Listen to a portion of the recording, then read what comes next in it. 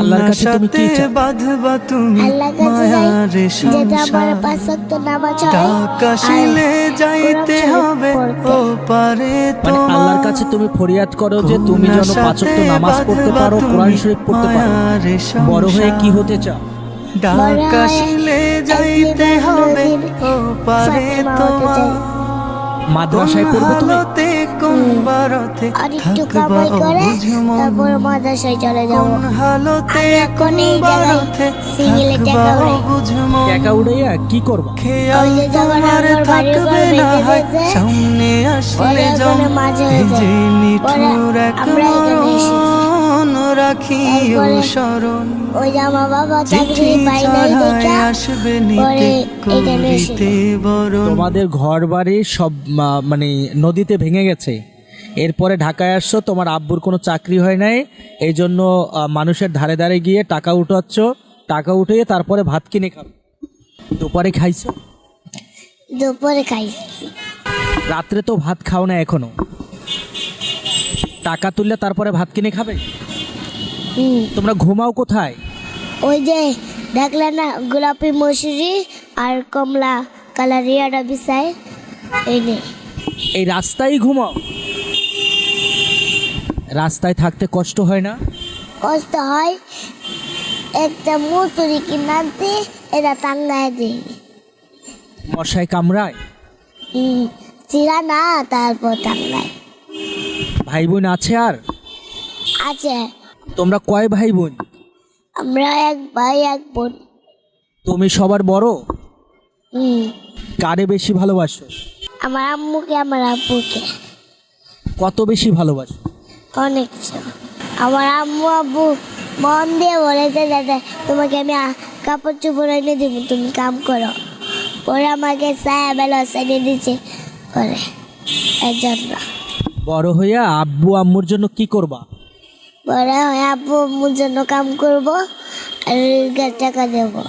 আব্বা আম্মুকে কি করবা? পরে কাম করে আব্বু আম্মুকে টাকা দেব আর রোজগার টাকা জমাবো।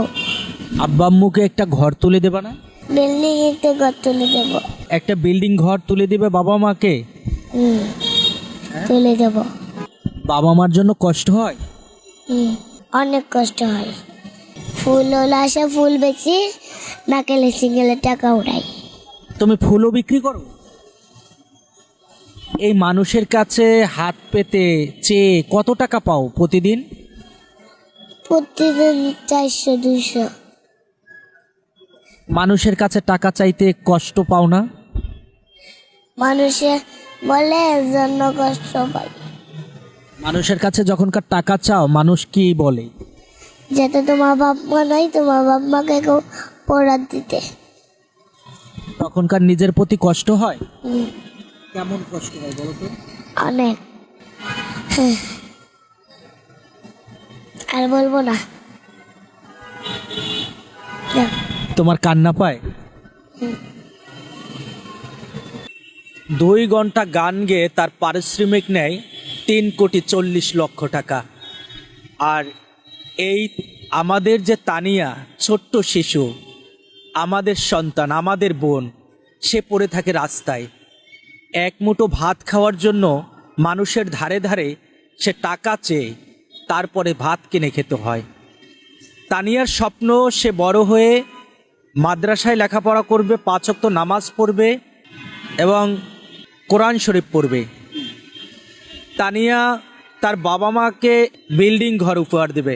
তানিয়া যখনকার কথা বলছিলেন, তার বাবা মায়ের কষ্টের কথা বলছিলেন, তার জীবনের কল্পকাহিনীর কথা বলছিল, সেটি সিনেমার কাহিনীকেও হার মানিয়েছিল আমার কাছে মনে হয়েছিল। এসব তানিয়াকে দেখার জন্য আসলে আমার দেশে কেউ নেই। তাই সকলকে অনুরোধ করব, সবাই এই সকল শিশুদের পাশে এসে দাঁড়াবেন। তাতে হয়তোবা আপনার একটু সাহায্যে তারা একটি বিল্ডিং করতে পারবে না, 2 বেলা 2 মুঠো খেয়ে ভালো থাকতে পারবে, অনেক কিছু সঞ্চয় করতে পারবে না, হয়তোবা তাদের সারাদিনটা হয়তোবা একটু ভালো যাবে। আজকে এ পর্যন্তই। ভালো থাকবেন, সুস্থ থাকবেন, দেখতে থাকবেন প্রতিদিন খবর। আল্লাহ হাফিজ।